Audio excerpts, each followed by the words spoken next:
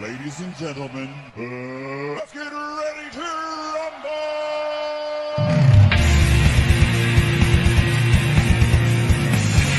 This is the Three Wheels of Wrestling podcast.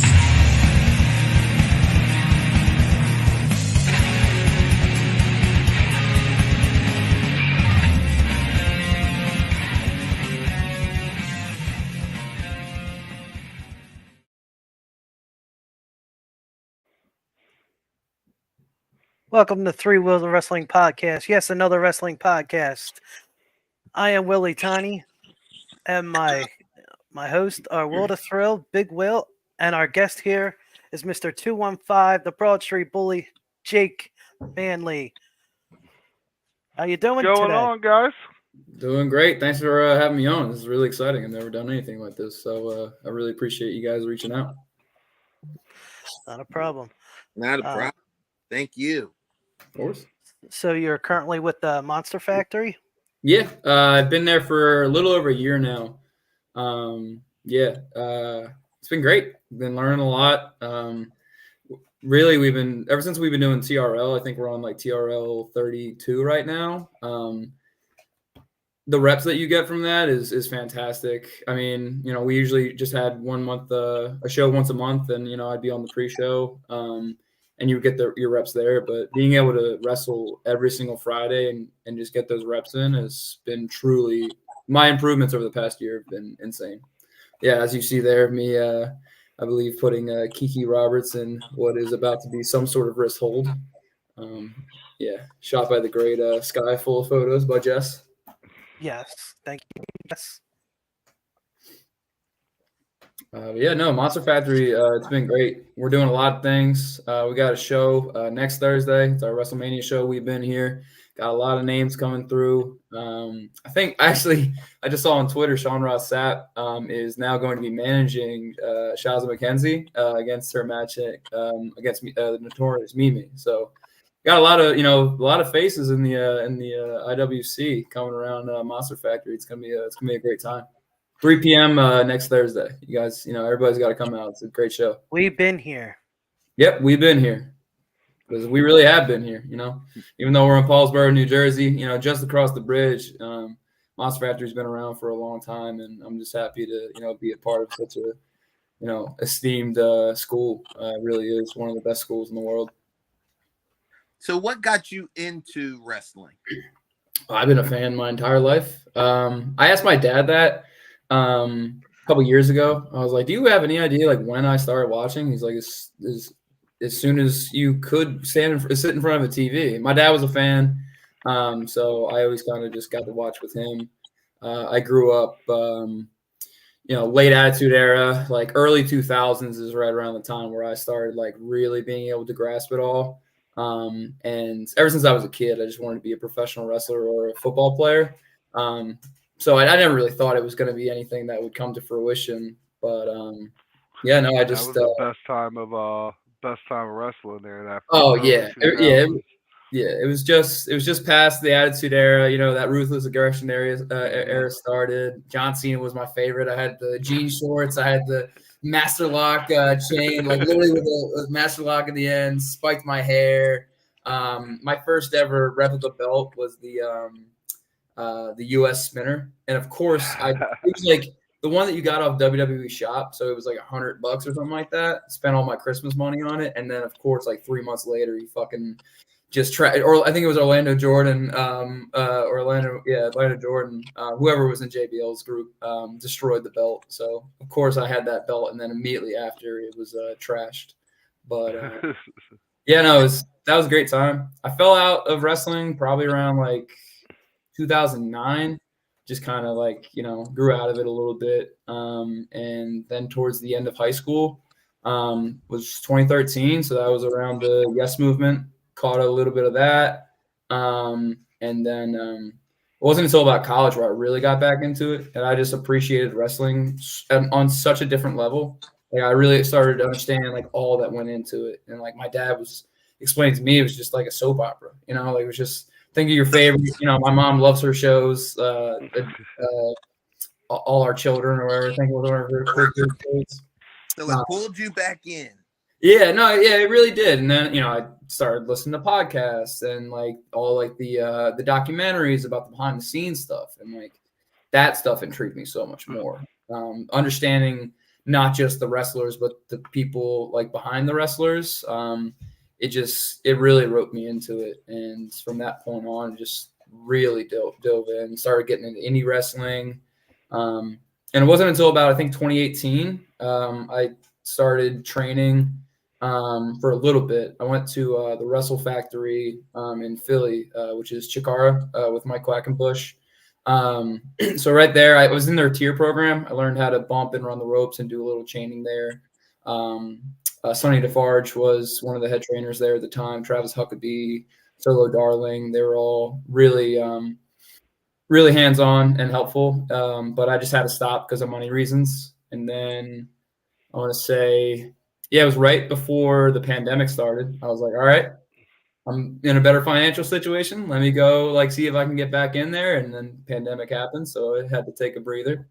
And then, life just happens and goes on. And I ended up moving to Texas, just got out of a relationship and was just trying to, I had never been out of Philly. So I was just trying to just get as far away. I had someone who lived out there, and probably about 3-4 months into living there, I was like, what's the one thing I've been wanting to do my entire life that I never really fully committed to, and I've been wanting to do for a while and just try it? And it was wrestling. So there's a school out in Marshall, Texas, about 2 hours east of Dallas. The school, League of Lions, head trainer there is Chris Preston. Shout out Chris.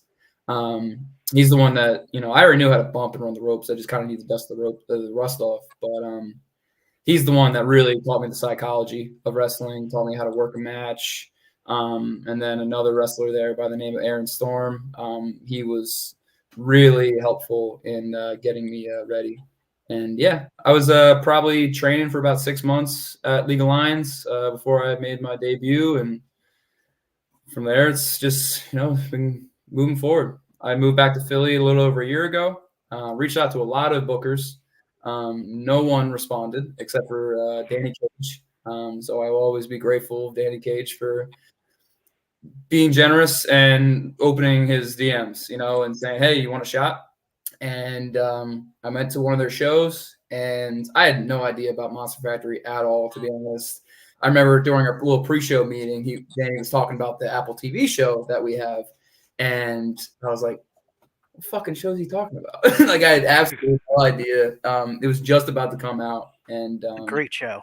Yeah, it really is. It really deserves a second season. Apple TV, anybody else, if you're watching, pick that up for real. Just the stories that it follows, Twitch, Mimi, Bobby Buffet, Goldie, Gabby Ortiz, yeah, it's a really, really good story, and it deserves a little bit more attention, in my opinion. And yeah, I had a little practice pre-show match with Wonder Boy Brian Morris, and then Danny told me to keep coming around, and then he was just doing this deal to sign up. It's crazy. It's only $1,000 for a lifetime membership. All you gotta do is pay like $200 something for ring dues every year, and I signed up immediately, and I've been there ever since, and it's made me such a better wrestler. I have an amateur wrestling background. I wrestled in middle school, high school, and a little bit in college at Temple University. Okay. Right off Broad Street, gotta stick to my roots. Yeah, so I've always kind of just had that technical background, but the Monster Factory has just allowed me, the cardio, the workouts that we do has got me in tremendous shape. And then just the drills we do, we'll do heat drills or, middle of the match comeback drills. You just get plopped into a scenario and you got to do it on the fly, or you have a couple minutes to go over it with your partner.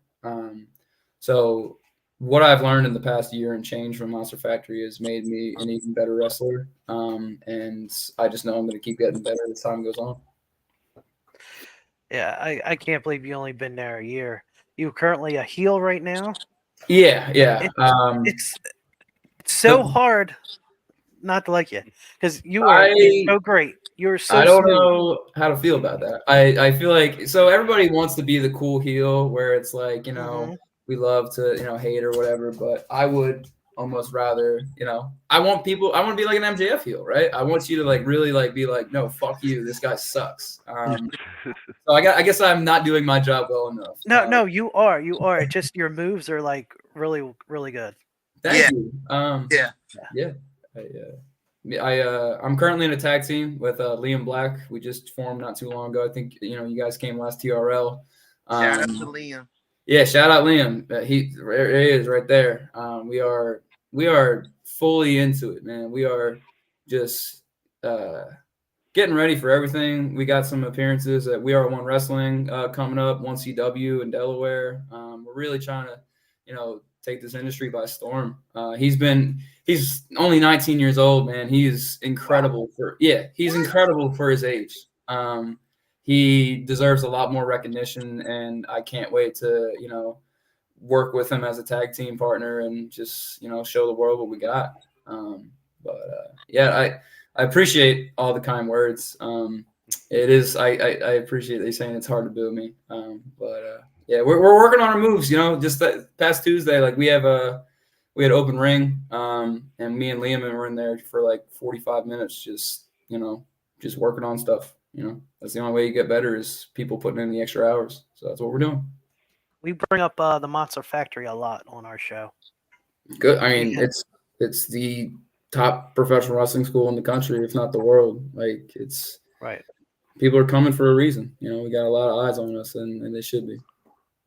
Our second guest on the show is students now, the Monster Factory. The Paganos, Jay and oh my God, Joe went to school with him. Went to school with. Are they relatively new? Yeah, real new. I would say 2 months now or so. Well, Joe was there years ago, and he's come back. He came back with his son. Is the one that's still going through the ringer and everything. Yeah, we have gotten an amazing amount of influx of people. Like we're outnumbered now. Like the new influx of people coming in are like they're more than the people who can work matches and stuff. So yeah, it's a good place to be if you want to learn. Definitely. So what is hopefully your next step after Monster Factory? I wouldn't say there's anything after Monster Factory. I owe a lot to Monster Factory and want to, do as much there as possible. But I want to, like I said, I mentioned 1CW earlier. I mentioned We Are One Wrestling earlier. I just want to get booked everywhere on the East Coast. I want to get flown out. Like, I'm 28. I got into wrestling a little bit later than I, hoped. If I had it my way, I would have just not gone to college and just got into a wrestling school right away. But my parents were like, no, you got to go to college. My, WWE, AEW, like that's all on the table for me still. And it's something that I definitely strive for. But one of my more attainable but still hard goals is Japan. I just want to do like a 2-week, 3-week, 4-week tour in Japan. Love strong style. Love just people beating the shit out of each other. Love that technical wrestling. So who's your favorite strong style wrestler? Probably Kenta, man. Probably Kenta. Even Eddie Kingston is. I know. He's not working in Japan and stuff like that. I guess does he still have the strong? I think he still has the strong championship. Yeah, he lost that. No. When he just lost it. Well, I know he lost to Okada. Continental. But he still lost the Continental. But he still kept the strong, I believe. I love Eddie's passion. I love his promo. I love his just hard hitting. I think the more you make wrestling real, the better it is. Adam Cole, baby. Yeah, I was actually thinking that, but I didn't want to say it, and I'm glad our honorary Will, when Big Will's on the road, LA Willie, of course, you saw that. He did say, since you mentioned AEW, have people said to you look a little bit like Adam Cole, baby? Yes, I have gotten Adam Cole, baby. With the he's been giving me Seth Rollins vibes from the gate. I've gotten Drew McIntyre before. I think anybody with long dark hair and a beard just all blend in with each other at a certain point. Oh. Yeah. I was actually thinking of a country singer. I don't know who it is top of my head. When I have shorter hair, I get told I look like Travis Kelce, which I prefer. I think Travis Kelce is the better of all of the people that are mentioned. I could say it. Yeah. I Yeah, can say yeah, it. yeah. I mean, you could have been a relative from one of the Kelces. I get told I'm when I have longer hair, and I was, I got into a lot better shape. A couple years ago, I was a little bit heavier and a little fuller in the face, if you will. My mom said I look more like Jason, but right now I think I look like just the long lost third Kelsey brother. So I kind of have that going for me. But Hey, yeah, there's I've got another gimmick for you if you need it. yeah, I that was one thing that was tough about coming up with the Broad Street Bully gimmick. I never wanted. It was so hard. Shout out Scott Martinez. He made that gear. You can he's on Instagram. I'll post that on my Instagram later. He made that gear. Him and his wife. That nameplate, Manley, on the back is actually literally the nameplate that the Philadelphia Flyers use. He works with the Flyers, and so that is, and the 215 on the sides. That is all like the stitching and lettering that they use for the Flyers, which is really authentic and cool. But it was just difficult, just trying to find something to commit to. I wouldn't say I'm indecisive, but like I'll have an idea and love it for a few weeks, and then I'll just be like, oh, but this one's also really good. So I always thought about like maybe doing like a Mick Foley, like 3 phases of Foley type deal, like 3 different gimmicks, maybe in the future. Because I think I have a fun personality. I think I have range. But the Broad Street Bully gimmick just kind of came to me. It was something I thought about, and then Bobby Buffet, who unfortunately right now he's out on injury. He just tore his ACL. Rest up, Bobby. But just a couple months ago, I guess probably like 7-8 months ago, because I remember it was still warm out, and he always gave me a lot of attention, and I would always chain with him after practice and push him a little bit. And I was leaving practice one day, and he was with somebody. He was like, "Oh, it's my little bully over there. Like, this is my pit bull." And I thought about it. I was like, I do like that. Like, you're right. Like, I got that bully mentality. Like, I got that high motor. I'm going to push you to your limits. And I've always been a Flyers fan, so it just naturally stuck with it. So the Broad Street Bully, I definitely thought of it in the back of my head, but Bobby Buffet gave me that extra encouragement towards the end there.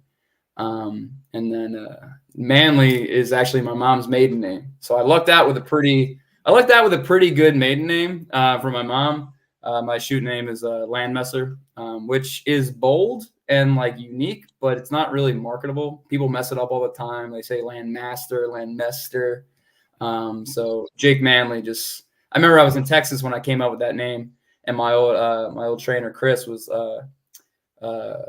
I said that name, and his eyes poked up. He's like, "Man, I can get around that." So yeah, Jake Manley was born, and then as time went on, Broad Street Bully came. Yeah, your older attire was just black shorts. Oh yeah, it was my. Yeah, it was just I think I got my kick pads and my knee pads from High Spots, just like the most generic thing in the world. And then I had these black like little Muay Thai shorts. And my first pre-show match at Monster Factory, Missy Sampson, shout out Missy. Yeah, shout out Missy. She gave me some really good feedback that I still hold to this day. One, if you're throwing a line and someone's ducking it, make it look a little bit more believable. 2, shave your armpits, because no one wants getting a headlock with a bunch of arm hair right up there. And 3, get new fucking gear. So it took me a while. It took me a while to get new gear, just because it's expensive and had to figure out where I was going. But yeah, I was generic black shorts, black knee pads, black kick pads. But I don't know. Every now and then I think about just breaking them out. Just showing my legs a little bit. Hey, I get that. I mean, and hearing that you said you said you were 28 when you really started getting into the swing of thing. 28 now. I was 26 when I started, so I've been training. So like the 2-3 months that I did in 2018, I don't really count. But I've been training for 2 years now.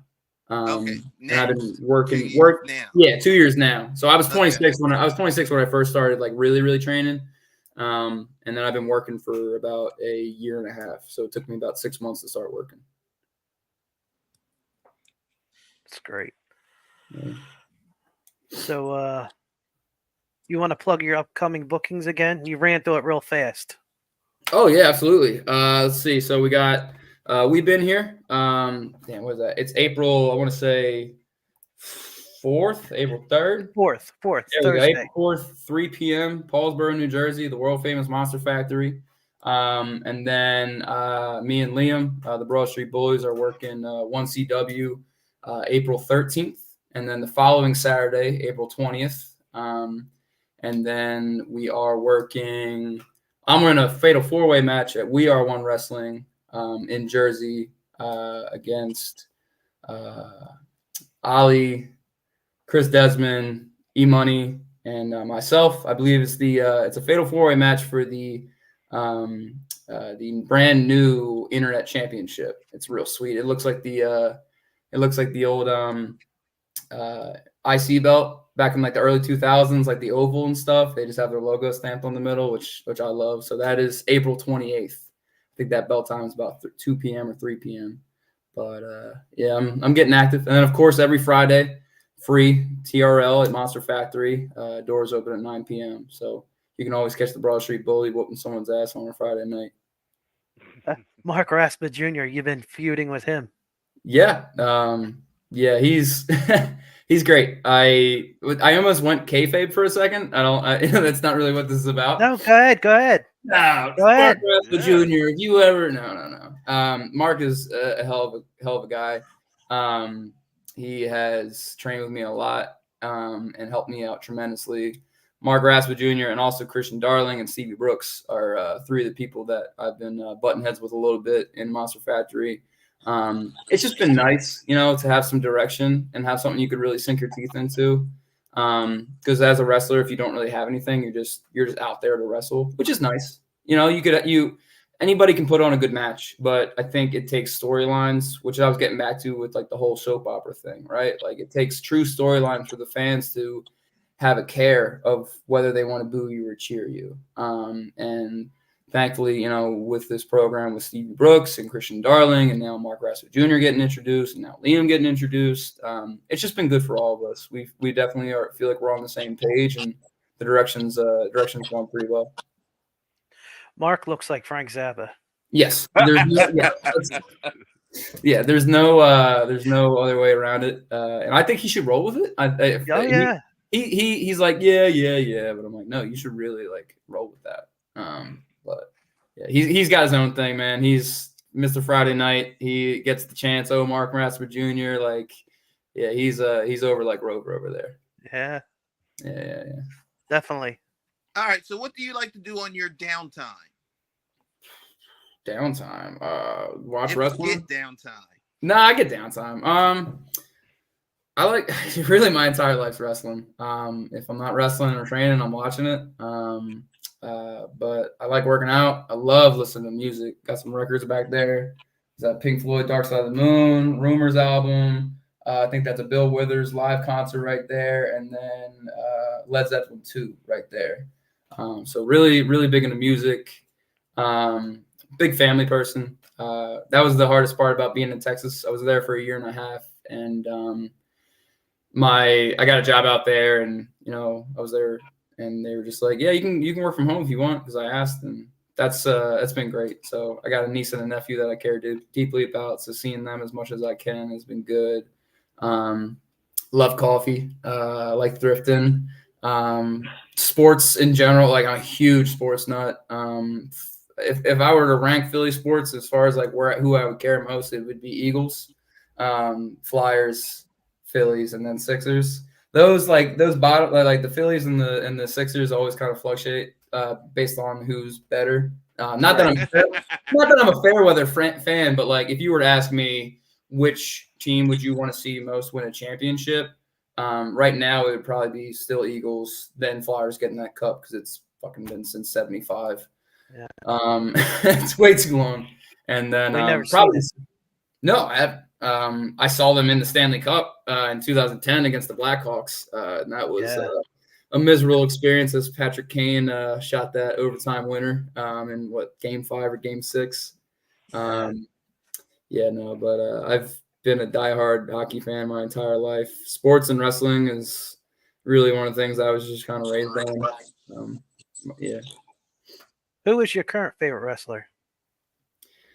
It changes a lot.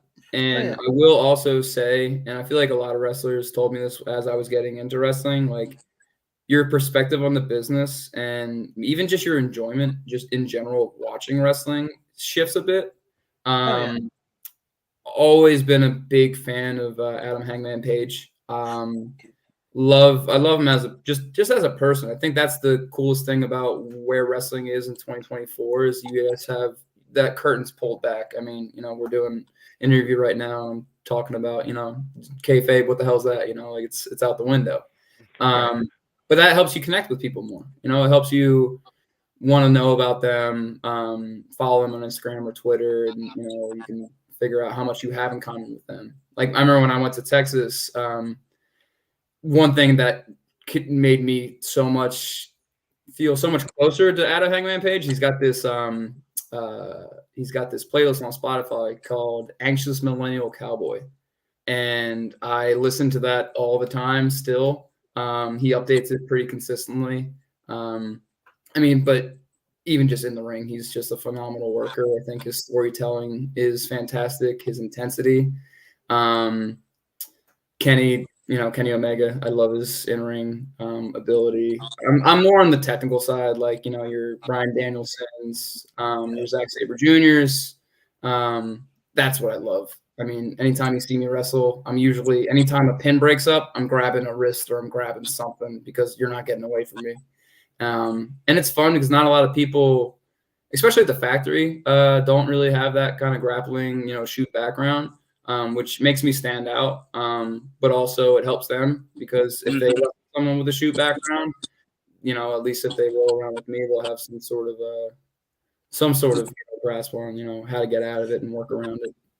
I would classify Twitch as a technical wrestler. Yeah, I completely agree. Me and Twitch have had 2 matches, I believe, and they haven't been long.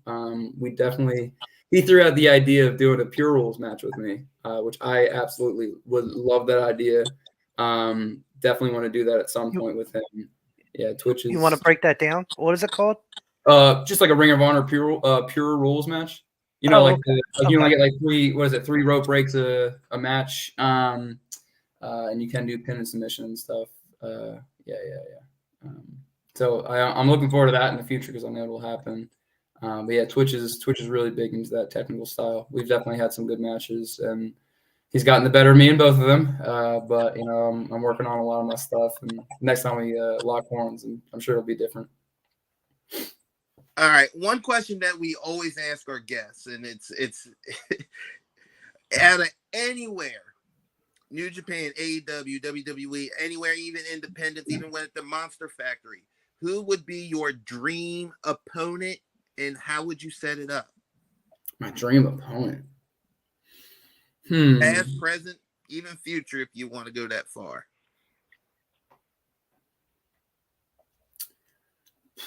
Honestly, Shibata. I just think us beating the shit out of each other, no holds barred, just like strong style as can be, no regard for each other's well-being, having that technical style, but also just punching each other, forearming each other in the face, chopping each other, kicking each other.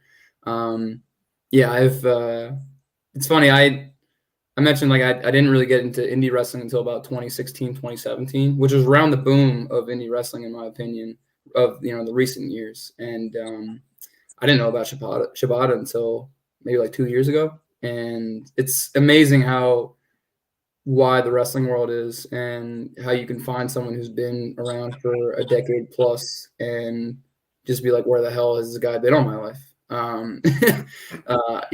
I watch his stuff and I fall in love with his work ethic. I fall in love with his presence in the ring. he just strikes the fear of God into people. And I like presenting myself like that. Like, you know, as you work more heel, like you kind of want to be like somewhat of a chicken shit heel where like you're just like, oh no. But having that, trying to find that fine line of being like a badass. It's like, don't fuck with me kind of heel. But also, you don't want to look too cool, I guess I'd say. But, Fair enough. Shibata for sure. I don't think a lot of people would say that. And I like to be a little different. I like to, not give the general, answers like, oh, do I want to wrestle with Ospreay? Absolutely. But I think Shibata would be cool. And I like what he's doing with his little Google Translator. So I probably would just do Google Translator in Japanese, as he did Google Translator to English, and just do promo battles, typing back and forth. We got a question from LA Willie. Who's your favorite from WWE? Currently, I love Bianca Belair. I think she's incredible. I'm not watching. I watch more AEW consistently, like on a weekly basis. But WWE has just gotten my attention more recently. I think they're doing some fantastic stuff. And it's hard not to watch, or at least you see clips and stuff. I think Bianca Belair is a star. I think her presence is great. Her in-ring abilities improving every single time she wrestles. Not that she needs to improve, but she's getting better and better. Who else? Probably Finn Balor. I've always been a fan of Finn Balor. I love his quickness, his just believability, and he's also very goofy, which is kind of ties into what I said earlier. Like, I'd never wanted to be a kind of pigeonholed into a specific gimmick where I got to present myself as this badass Broad Street bully. Like I also want to like have a little bit of comedy because wrestling's a variety show. You need to be able to do it all. So yeah, I'd say my top two in WWE right now are probably Bianca Belair and Finn Balor. What about Damian Priest? Damian Priest, Monster Factory alum. Yeah, it's funny. I saw him as Punishment Martinez in Ring of Honor. I was at the Go Home show in Philly right before All In.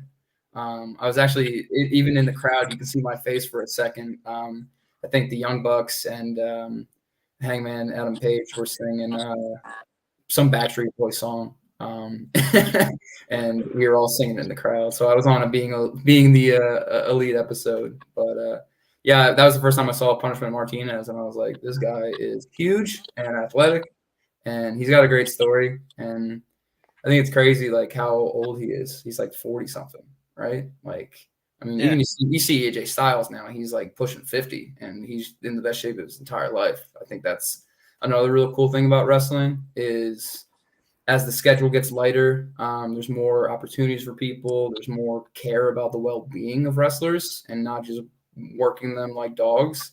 It allows people to rest up and get the most out of their careers, which is what you're seeing a lot of the time with these older guys, which is a fantastic thing for our business. I want to talk about this picture. Yeah, that is me and my dad in Oktoberfest, Munich Oktoberfest. That was my 2014, so it was my sophomore year of college. My dad is probably the biggest fan of that beer right there you'll ever know. It's Lowenbrau. It used to be imported to the States. It was a very affordable. Prost. Prost. It was a really affordable, good beer, and he has every knickknack you can think. Like our entire living room and basement is just a shrine to that Lowenbrau beer. So my mom and my dad went to Oktoberfest about 10 years before that in like 04, 05. Loved it. And then for their 50th birthday, they took me, my brother, and my sister with them. So that was an amazing family trip. Probably the drunkest I've ever been in my entire life. After that photo, because I'm in what's so annoying and so American of me is that is a lederhosen from fucking Party City. And then you see everyone else wearing these real lederhosen, just made out of just the the best material you can find, and then here's this American jackass getting drunk as hell just with some Party City lederhosen. And then later in the day, there's this girl who's face painting everybody, and I paid her 10 euros to face paint, just paint my face. And I wanted like Lowenbrow over my forehead, and I think that was it. And she put like 2 beer steins, and then like on my neck she wrote "sex bomb," and which I didn't mind. It's kind of a compliment. And then later in the day, I passed out on a maid cart, fetal position. Like literally, just like I went back to my parents' hotel room, and they found me in that lederhosen with the face paint, just curled up into a fetal position on top of a maid cart in Munich, Germany. Now, I personally haven't been to Germany, to Munich, but Newark, Delaware, they have an Oktoberfest every year. Are you familiar with that? Not that one. I mean, I'd love to go. I love going to all Oktoberfest. There's one in South Street in Philly, which is really, really well known. This one in Newark, Delaware, it's like a real mini Oktoberfest. It has the music, the dancing, the beer. They import the beer. Yeah, they have the rides. The rides are free. It's great. Wow, you said it's in Delaware? Yeah, Newark, Delaware. Oh, I'll have to get that information from you next September, and in October we'll have to go and get a stein together. Yeah, September. I have one. I don't know where it's at currently right now. Yeah, I don't have any on me. They're all at my parents' house. Yeah. But yeah, it's I know the address. I'm not sure it's a smorgasbord. I don't know, but yeah, I'll give you information on it. Maybe we can we can meet up there. Meet up, get a beer. Your family, your friends. Oh yeah. Sure. No, I like the Hefeweizen from Paulaner. Yeah, Paulaner, I think it's called. Paulaner, yeah, the Hefeweizen. I love that beer. I'm a big Spaten guy. So Spaten and Lowenbrow are made under the same umbrella. You shaking your hair over there, Will to Thrill? You shaking your head over there? You're not a big fan? I'm not much of a beer drinker. That's I mean, fair. obviously, if Willie Tiny or Big Will come around, or even if I'm hanging out with you and you like have one, I'm a sucker. I'll take one anyway, and not even care what brand it is because I wouldn't know, and I just drink it. I'm a big Dunkel guy. I love dark beer too. Yeah, I love the Dunkel. I'm like Will the Thrill. I'm whiskey and scotch. I'm a whiskey guy. I like my whiskey neat. I'll drink that. Damn near every day of the week. Not a really big drinker anymore as I get older. Trying to take care of my body and just all those days of getting shit faced drunk are behind me. Once you start drinking at 14, by the time I turned 21, it was just like I'm over it. Like by the time I'm legally able to drink, I was like, I've had my fill. I felt the same way, so I fully understand. And I'm like 43 right now, so yeah. You don't look a day over 42, man. Oh, I appreciate that. Yeah, you don't recover from being drunk as fast as you used to. Yeah, right.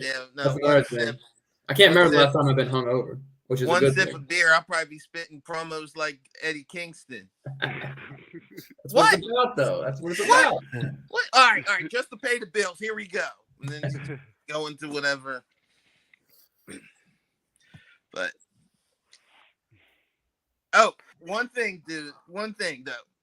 We appreciate you because half the questions we had for you, Jake, you actually said everything.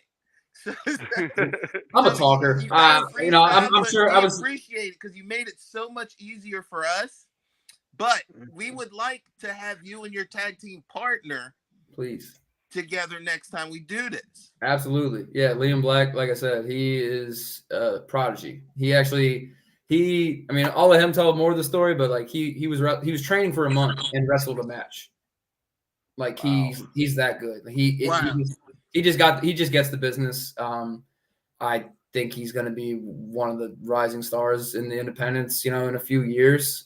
So you'll be seeing more of him, I think, in the future than you might have Jake Manley. But he's fantastic. Yeah, we'll get him on the show. I would love to, get a little tag team podcast going with the Broad Street Bullies. Hey, if that's now, possible, do you guys model your tag team after any particular tag team, like your style, your attitudes? No, I mean, Not a tag team per se, but like, so our last match that we had that you guys came to on TRL against Notorious Mimi and Mark Raspa, me and him were, backstage, and I just kind of like headbutted him like head to head. I was like, we're fucking gritty.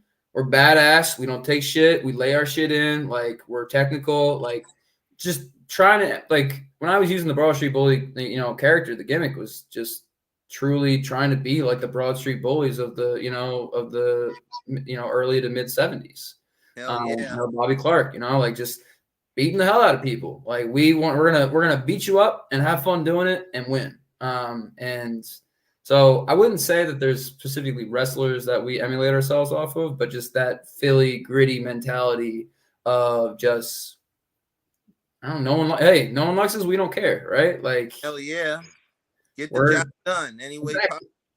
But Liam, he's a real big fan of like Jericho and Shawn Michaels, so he's more of that high flying, like quick move kind of guy. I've always loved,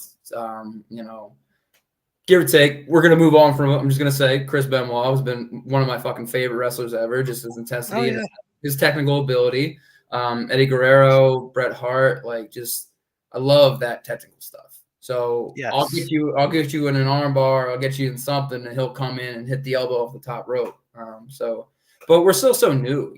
There's so much room to grow and figure out like who we are. I think we have a good identity, but we're only going to know more and more about each other as time goes on. And I'm really excited about that future. That's all it takes is time. Oh, absolutely.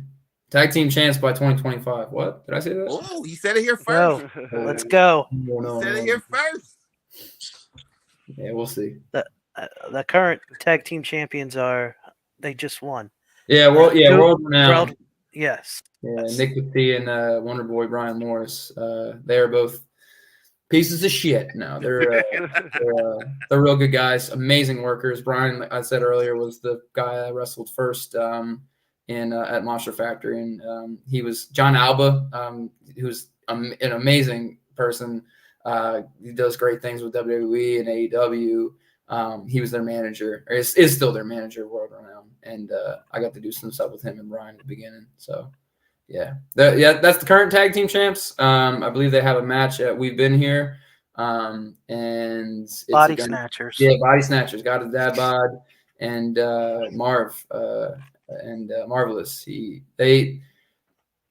They're killing it. I mean, everybody. And Little Marv too. Yeah. Actually, if you go back and man, it was it may have been Reboot. It may have been Reboot or the show before Reboot. I wrestled Got a Dad Bod, and we did a little spot with Mini Marv.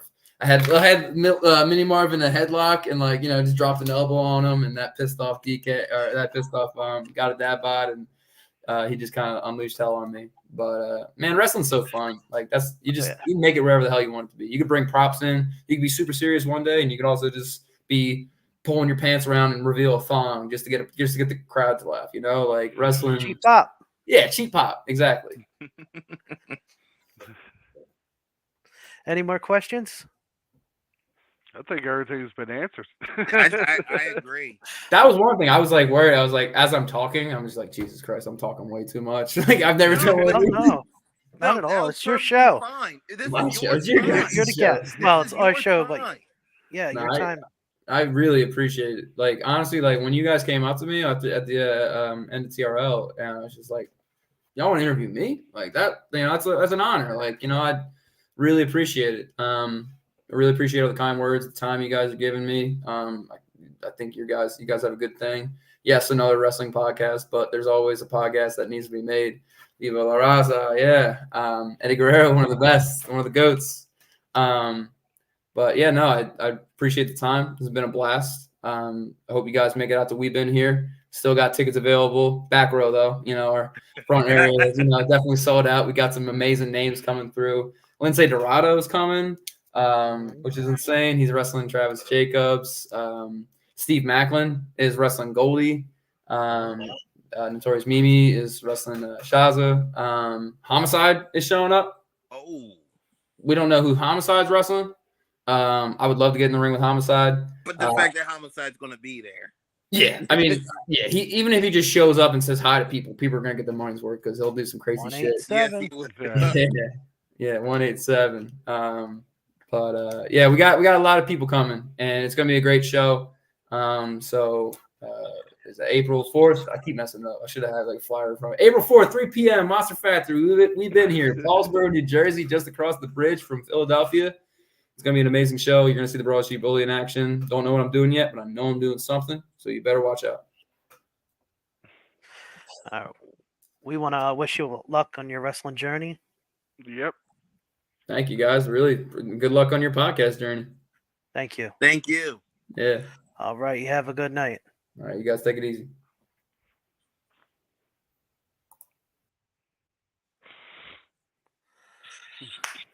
That was a good interview, guys. Yes, was a it good was. interview. He made it so much easy for us, yo.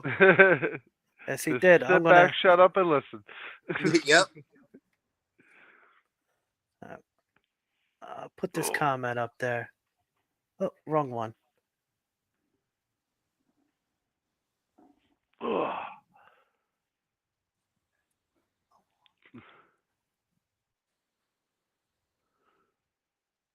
That's from my daughter. Hi, Daddy. Hi, Kendra. Thank you for watching. Thank you for watching. Don't forget to like, comment, share, and spread the word. And thank you for all that viewed this live. If not, you can catch us on YouTube or our Facebook. All right, I'm gonna play our music. We're gonna take it home. All right. Ladies and gentlemen, let's get ready to rumble!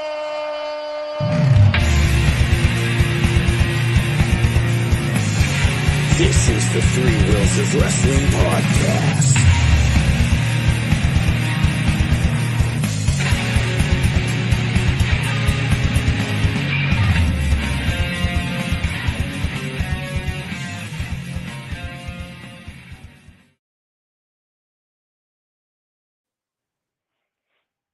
Have a good night, good day whenever you watch us, everybody. We're out. Peace. Peace.